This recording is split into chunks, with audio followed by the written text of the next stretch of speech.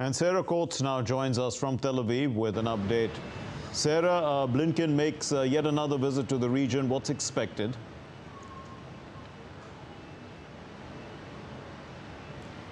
Hello there, Mark. Well, look, he's expected to push for a pathway toward a Palestinian state, which the United States believes is absolutely vital for Israel's security. What we do need to remember here is that normalisation process had begun before these October 7 attacks, but of course that was put on ice by Saudi Arabia after Israel made this ground incursion into the Strip. Now, the United States believes that if Israel gets closer to these major players in the Middle East, such as Saudi Arabia, that it would further isolate Iran and its proxies, which it deems as Israel's greatest threat. Now, one of these other missions that he will be doing, or trying to achieve, I should say, during this fifth visit, is to de-escalate tensions in the region. You had that read there on the Houthis, these continued strikes on merchant vessels in the Red Sea. CENTCOM just a few hours ago came out to announce another fresh round of strikes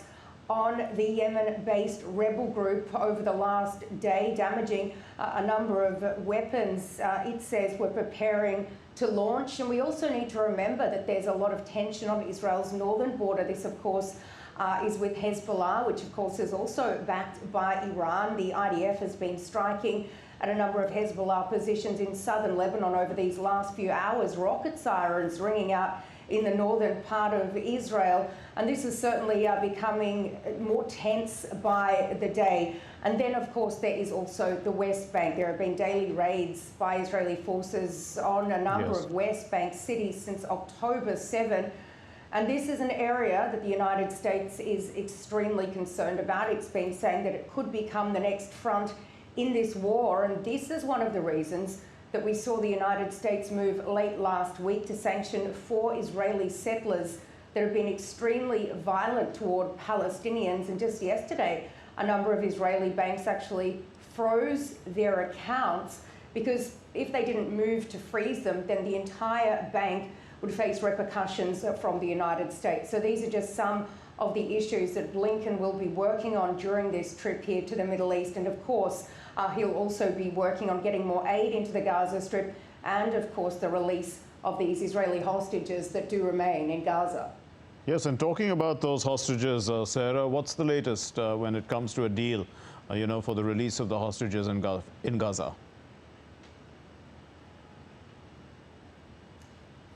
Well, look, Mark, we have not heard a response yet from Hamas on the proposed deal, on the framework of this deal, which of course was hashed out 2 weekends ago in Paris. That could come at any moment, but there's a lot of disagreement within the Israeli government on this deal. We do know that the Prime Minister, Benjamin Netanyahu, he is under immense pressure from the right-wing flank of his coalition, specifically here the far-right National Security Minister Itamar Ben-Gvir and the Finance Minister Bezalel Smotrich.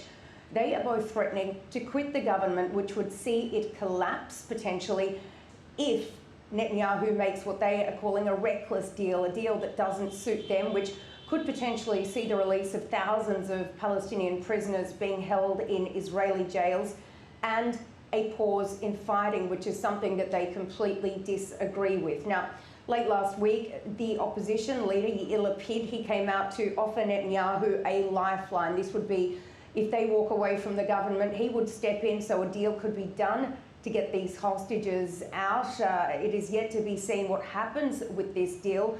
But look, he's also facing pressure from a member of his war cabinet. That's the former Defence Minister, Benny Gantz, who's threatening to quit this small war cabinet if Netanyahu caves to these right-wingers. This is Bezalel Smotrich and, of course, Itamar Ben-Gvir. So a lot of drama within the Israeli political sphere, but also, of course, the Americans putting a lot of pressure on Netanyahu, as are the families of these hostages. There have been daily rallies, daily protests every day since October 7, with people demanding the government do more to bring these people back. Mark. We leave it there. Thank you very much, Sarah Coates from Tel Aviv.